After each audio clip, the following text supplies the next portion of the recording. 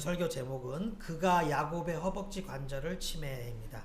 그가 야곱의 허벅지 관절을 치매. 예, 축복. 우리 축복에 관심 많죠? 축복. 그런데 그 축복의 문은 언제 열릴까요? 흔히 생각하기로는 그 축복의 문을 열기 위해서 뭔가 열심히 노력을 해야 될 것 같습니다. 또 그 복을 받기 위해서 의지도 좀 필요할 것 같고요. 그 복을 향해 다가가는 그런 어느 정도의 집착도 필요할 것 같습니다. 하지만 이런 우리의 생각과는 다르게 언제나 축복의 문은 나의 의지나 나의 집착이 무너질 때, 그때 비로소 열리게 되는 것을 보게 됩니다. 예를 들어 사사기에 등장하는 삼손의 경우를 생각해 볼까요? 여러분은 삼손의 능력의 하이라이트가 언제라고 생각하십니까? 저는 삼손이 블레셋 그 잔치자리에서 그 신전의 두 기둥을 양손으로 잡고 그 기둥에 힘을 줘갖고 그걸 무너뜨려서 그 많은 블레셋 사람들을 죽게 하는, 이제 저는 그때였다고 생각이 됩니다. 결국 그 일로 말미암아 엄청난 숫자의 적군들을 죽일 수 있었는데요. 그때 기록을 보면 이렇습니다. 삼손이 이르되 블레셋 사람과 함께 죽기를 원하노라 하고 힘을 다하여 몸을 굽힘에 그 집이 곧 무너져 그 안에 있는 모든 방백들과 온 백성에게 덮이니 삼손이 죽을 때 죽인 자가 살았을 때 죽인 자보다 더욱 많았더라. 자, 이런 식으로 삼손이 가장 많은 능력을 발휘하게 되었고 또 가장 많은 적들을 물리쳤던 때는 삼손이 블레셋 사람들에게 잡혀 있을 때였습니다. 그의 인생 마지막 부분에. 이때 삼손의 상태가 어땠을까요? 이게 삼손의 힘이 다 빠져 있을 때였어요. 머리카락 잘리고 삼손의 눈도 뽑혔고 또 감옥에 갇혀서 마치 가축처럼 짐승처럼 그렇게 혹사당하고 있을 때였습니다. 이제 그런 때에 삼손이 하나님께 간구했죠. 뭐라고 간구했느냐? 주 여호와여 구하옵나니 나를 생각하옵소서. 하나님이여 구하옵나니 이번만 나를 강하게 하사 나의 두 눈을 뺀 블레셋 사람에게 원수를 단번에 갖게 하옵소서.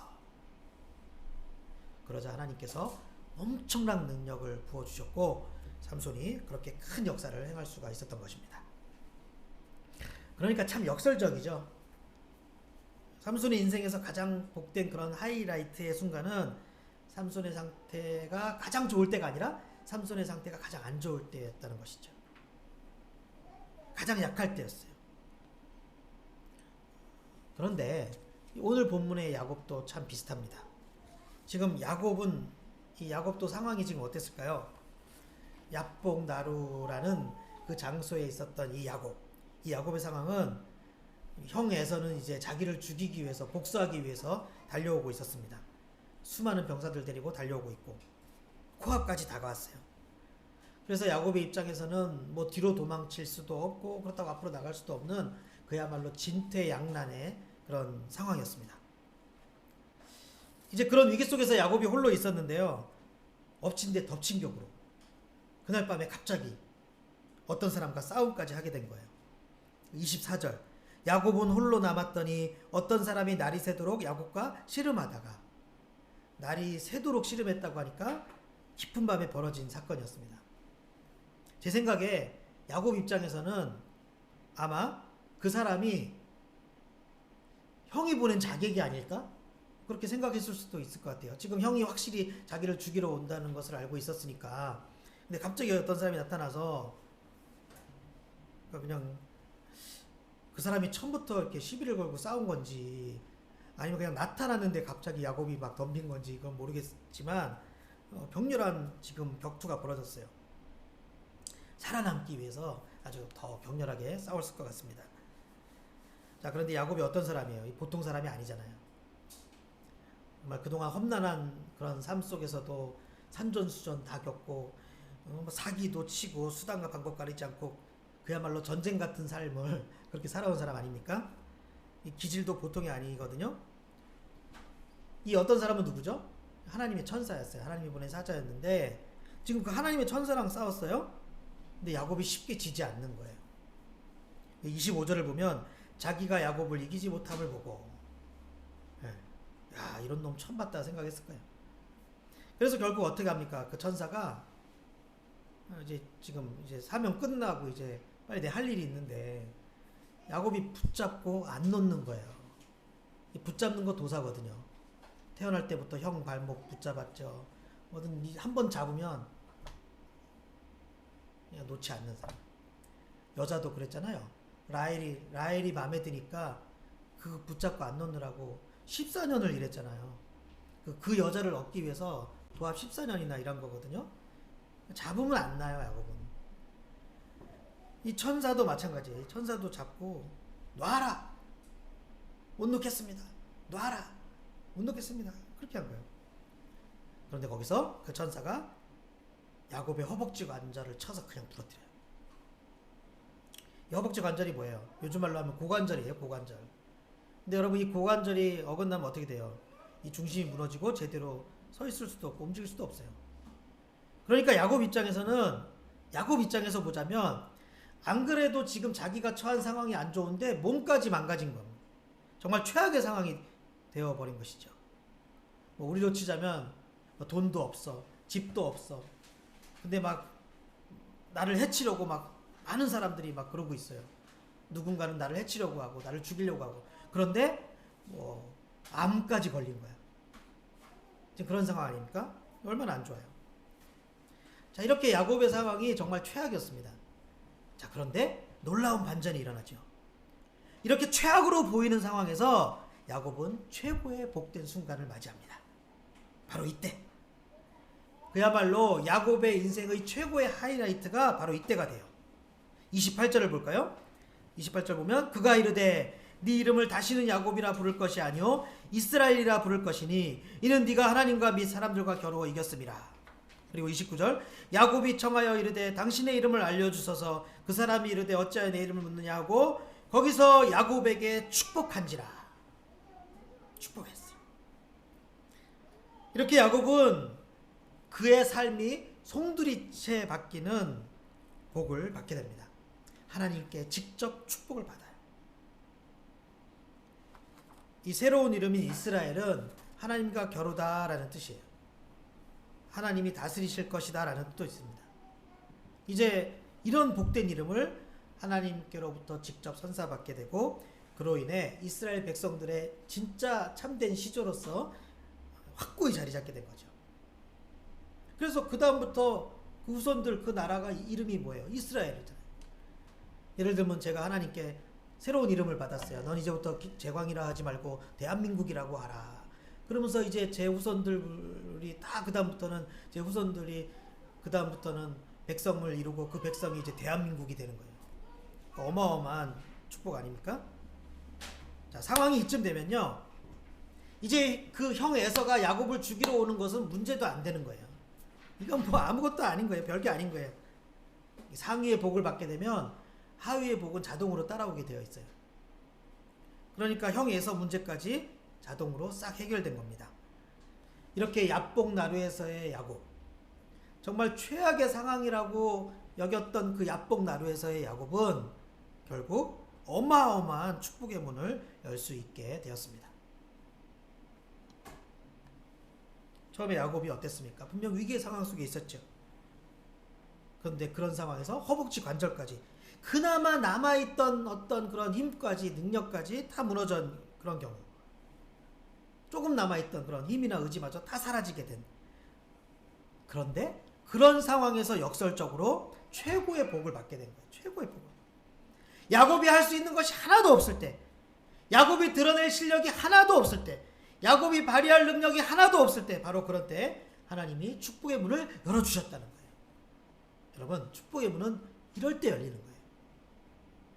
내가 그래도 좀 괜찮아, 상황이 좀 좋아, 이제 축복의 문까지 열릴 것 같아 해서 열리는 것이 아니고 이렇게 최악의 상황에 하나님이 우리에게 축복의 문을 열어주신다는 거예요. 자, 이유가 뭘까요? 왜 꼭 이럴 때만 축복의 문을 열어주실까요? 꼭 능력과 의지하는 것이 다 사라진 후에 축복의 문이 열리는 이유가 무엇이겠습니까? 그 답을 찾으려면요, 먼저 복이 어떤 식으로 발생되는가부터 우리가 좀 생각을 해야 되는데요. 예를 들어서 이렇게 우리가 이 먹는 물, 이 물을 얻게 되는 과정도 한번 생각을 해보세요. 내가 갑자기 아무것도 없는 데서 물을 만들어요? 아니죠. 뭔가 물을 얻기 위해서 물이 나오는 곳을 찾아가야 되잖아요. 그래서 뭐 산속에 샘물로 간다든지 아니면 하늘에서 이렇게 비가 내리면 그때 이걸 봤다든지 그래야 우리가 물을 얻지 않습니까? 마찬가지예요. 복도 마찬가지예요.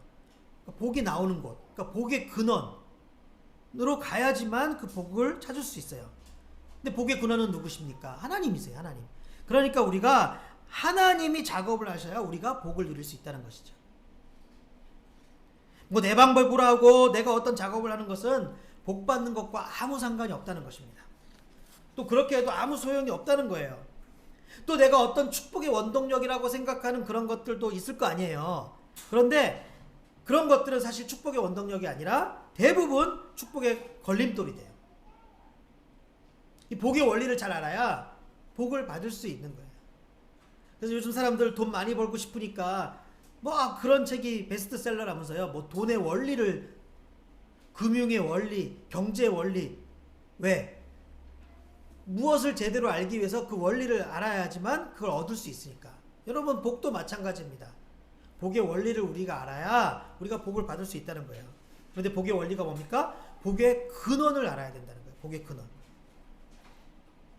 따라서 하나님은 우리로 하여금 이런 깨달음을 얻게 하시려고 일단 우리의 의지나 우리의 집착, 내가 생각하는 것들을 싹 내려놓게 하시는 거예요. 그리고 그 후에 우리도 야곱처럼 의지할 것 하나 없고 그 어떤 고집이 싹 사라지게 될 때 하나님은 우리에게 복을 부어 주시는 것입니다. 따라서 오늘 말씀이 우리에게 주시는 교훈들을 좀 정리해 보자면, 우선 우리는요, 연단하시는, 그러니까 그런 하나님이 나의 그런 모든 과정들, 힘을 빼는 과정들, 이런 걸 연단이라고 할 수 있잖아요.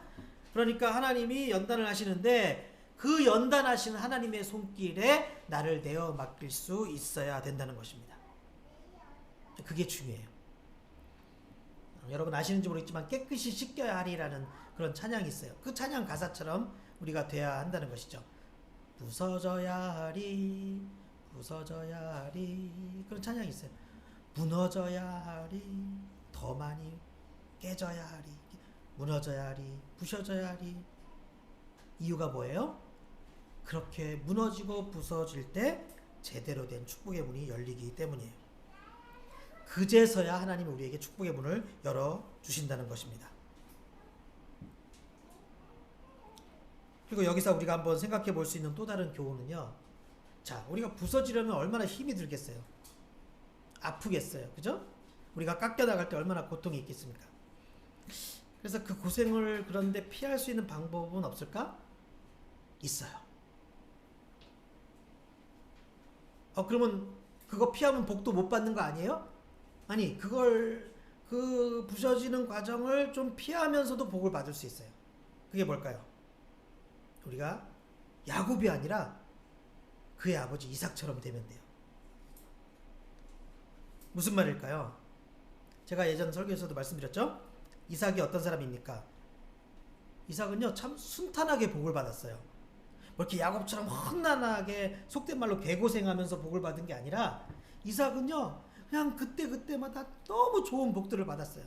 그래서 지난번에 그 아내도 얼마나 좋은 사람을 얻었습니까?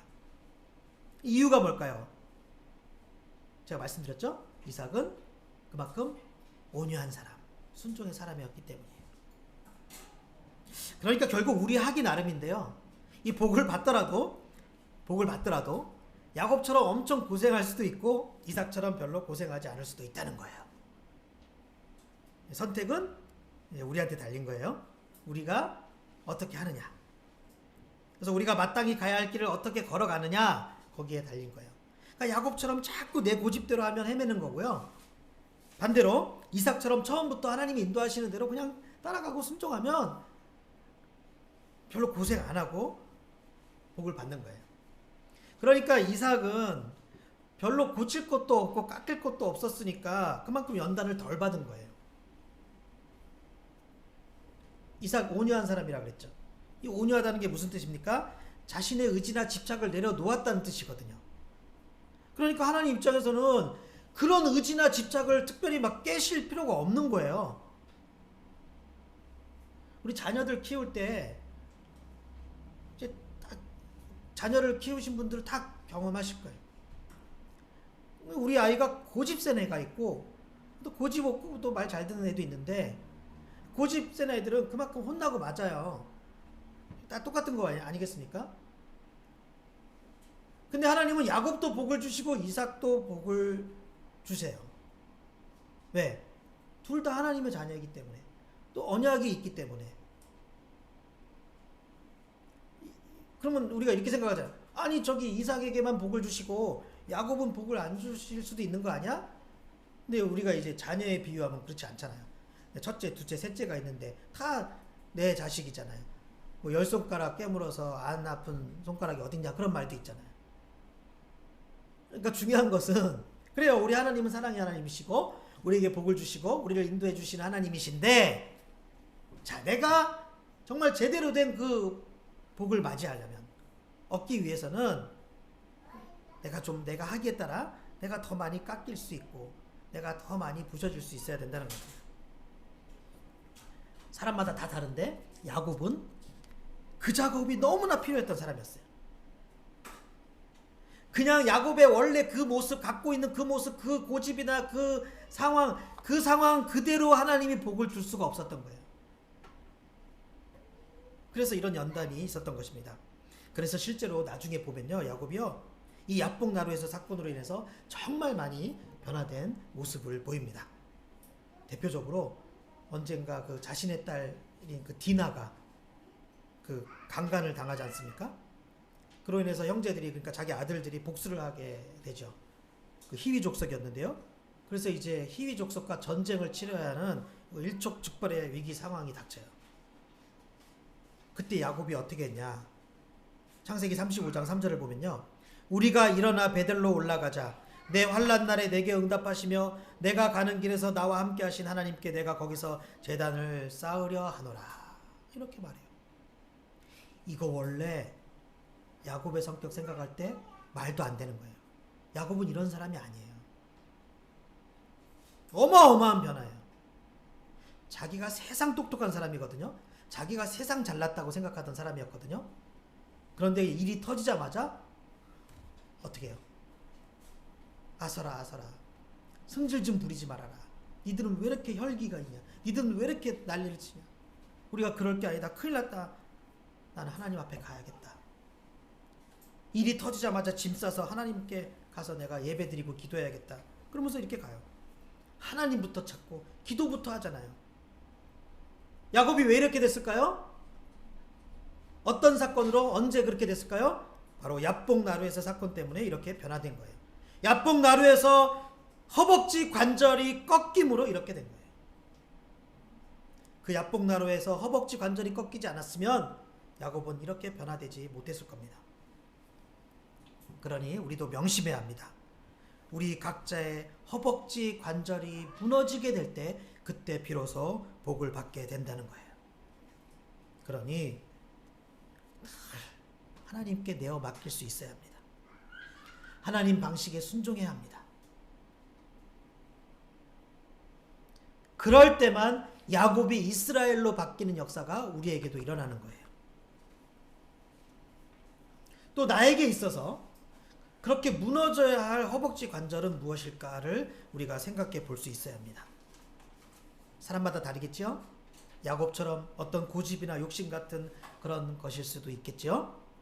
또 어떤 성격일 수도 있고, 어떤 습관이나 어떤 행동이나 어떤 말일 수도 있습니다. 또 어떤 물질이나 물건, 뭐 돈, 어떤 뭐 보물, 아니면 그게 어떤 사람이나 어떤 대상일 수도 있겠죠. 또는 내가 문제들을 해결하는 어떤 방식일 수도 있어요. 어찌되었던 그런 것들은 내가 쉽게 포기하지 못하고 또 내려놓지 못하는 것들이에요. 끝까지 남아있는 내가 의지하는 그것, 절대 이것만큼은 포기할 수 없다고 생각하는 내가 고집하는 그것. 그래서 그것의 가치가 너무 크다고 생각하는 어떤 것들. 바로 그런 것들이 나의 허벅지 관절입니다.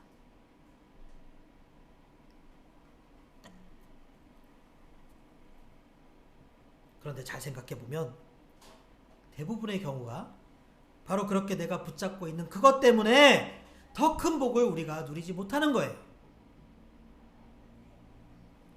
그런 것들 때문에 축복의 문이 열리지 않고 있는 것이고, 그런 것들 때문에 내가 복을 더 받지 못하는 거예요. 야곱도 그러했고 이제 우리의 문제입니다.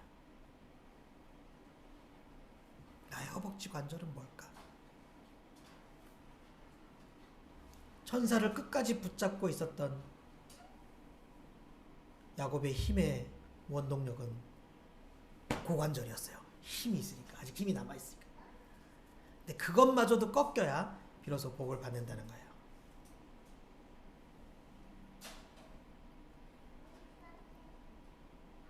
그러니까 뭐 이삭에 비교하자면 처음부터 그냥 이 힘이, 고관절 힘도 없고 흐물흐물한 했던 거겠죠? 자, 이것이 우리의 축복의 문이 열리는 원리입니다. 자, 감사한 것은 우리 주님은 그런 것들을 너무나 잘 알고 계신다는 것이지요. 그리고 우리의 그런 부분을 내버려 두시지 않고 고쳐주세요. 우리 애가 그런 것들 다 버릴 수 있도록 하나님은 여러 가지 이벤트를 통해서 우리를 연단하십니다. 물론 우리 생각에는 내 나름대로는 나의 허벅지 관절이 다 무너진 것 같은데, 즉 나는 연단 받을 만큼 다 받은 것 같은데 지금 왜 이렇게 계속 힘들고 어려운 거야? 이렇게 생각할 수 있어요. 하지만 아직 남아있으니까 그런 것 아니겠습니까? 그렇죠? 또 앞으로 더 좋은 걸 하나님이 주시려고 그러는 것이겠죠? 그러니까 여러분 지금 힘들어도 난 더 이상 연단 좀 그만 받고 싶은데, 그럼 나는 연단 받을 게 딱히 없는 것 같은데, 이런 생각이 들어도 있으니까 그런 거예요. 하나님이 더 복을 많이 주시려고 그러는 거예요. 그러니 우리 인생에서 종종 내 인생에서 야복나루로 가게 되는 것을 두려워하지 마시기 바랍니다. 두려워하지 마세요. 그냥 받아들이세요. 그냥 깎이자. 나를 또 깎아주시려는 거구나. 나의 모난 부분을 또 다듬어 주시려는 거구나. 그리고 당연히 아프죠. 허벅지 관절 여기 딱 천사가 쳤을 때 야곱이 안 아팠겠어. 얼마나 아팠겠어. 얼마나 아팠으면 두고두고 그 후손들한테 허벅지 관절에 있는 거 거기 힘줄 먹지 말라고 한 건지 알아서 안 먹는 건지 모르겠지만 그걸 계속 기념하잖아요. 상처가 남아져. 그래서 오늘 말씀에도 보니까 절었다 그러잖아요. 다리 절었다고. 그러나 그게 안 좋은 상처가 아니에요. 영광의 상처, 축복의 상징이 되는 거예요. 그리고 이제 우리도 이렇게 우리 인생에서 만나게 되는 그 야복나루에서 우리가 나를 내려놓고 우리 주님께 부르짖어야 합니다. 네. 여러분 잊지 마세요. 야복나루는 연단의 순간은, 고난의 때는 나에게 안 좋은 것이 아니라 나에게 좋은 거예요. 주님이 나의 허벅지 관절을 치시면 비로소 복이 부어지는 것입니다. 그래서 우리 인생에서 종종 찾아오는 야복나루가 있다는 것은 우리에게 매우 유익한 거예요. 그러니 이제 그 야복나루의 역사가 우리 성도들에게도, 우리 모두에게 일어나기를 축원합니다. 우리도 축복의 터닝 포인트를 맞이할 수 있게 되기를 축원합니다. 그래서 우리도 복된 새 이름을 얻고 또 우리가 복된 운명으로 변화될 수 있기를 예수님의 이름으로 축원합니다.